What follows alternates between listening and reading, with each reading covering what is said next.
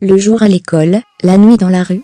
Dans l'agglomération lyonnaise, il serait au moins 223 enfants scolarisés, dont les parents n'ont pas de logement.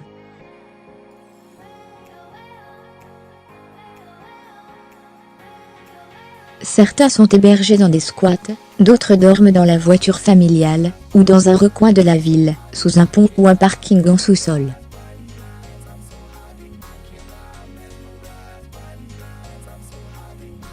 Beaucoup, originaires d'Europe orientale ou d'Afrique, sont des demandeurs d'asile, en attente d'une régularisation ou déjà déboutés.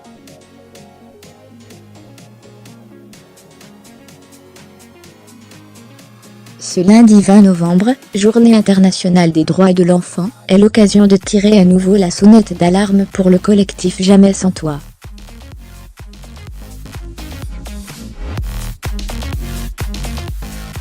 Créé à Lyon en 2014, il fédère une trentaine de comités de soutien répartis dans les établissements primaires de la métropole.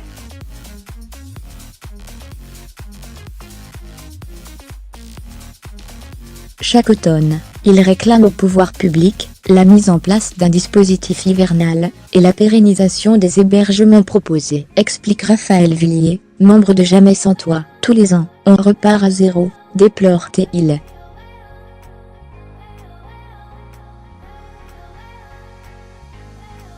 Tout est géré au coup par coup, il n'y a pas de vision à long terme, aucune anticipation.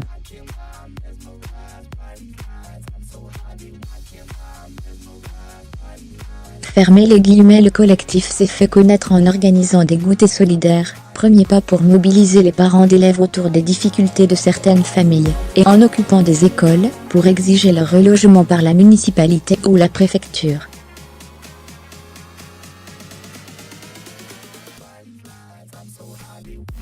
Cette année, l'étincelle n'est pourtant pas partie de ces militants aguerris.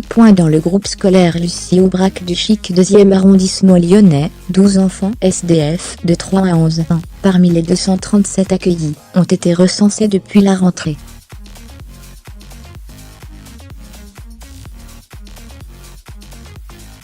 Le 20 octobre, un collectif de parents monté pour l'occasion, baptisé Pas d'enfants sans toi, a décidé d'investir les lieux pour quelques jours.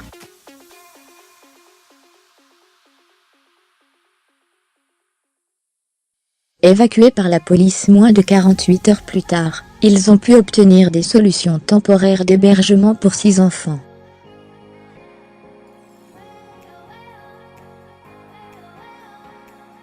Cinq demeurent à la rue et une famille est rentrée au pays. Le maire de Lyon, Georges Kepenekian, a condamné le principe de l'occupation, soulignant que l'école est, et doit rester, un sanctuaire, un lieu consacré à l'éducation.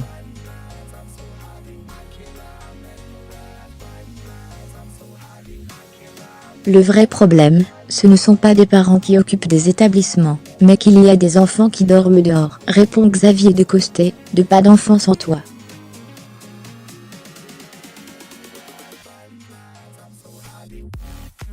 La mairie devrait plutôt nous voir comme une chance, on lance l'alerte, pour que cela remonte au service de l'État, on est là, pour dire qu'il y a vraiment urgence.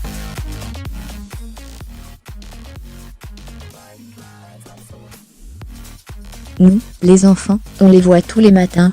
Fermez les guillemets. Hier, dans la soirée de dimanche à lundi, le collectif a collé 400 affiches dans les rues de l'agglomération pour appeler au rassemblement prévu mercredi 22 novembre devant la préfecture du Rhône.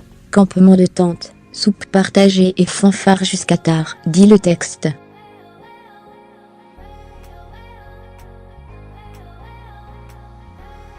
D'ici là, ce 20 novembre, le collectif Jamais sans toi annonce une quinzaine de goûters dans différents arrondissements de Lyon, à Villeurbanne, Vénissieux et Vaux-en-Velin.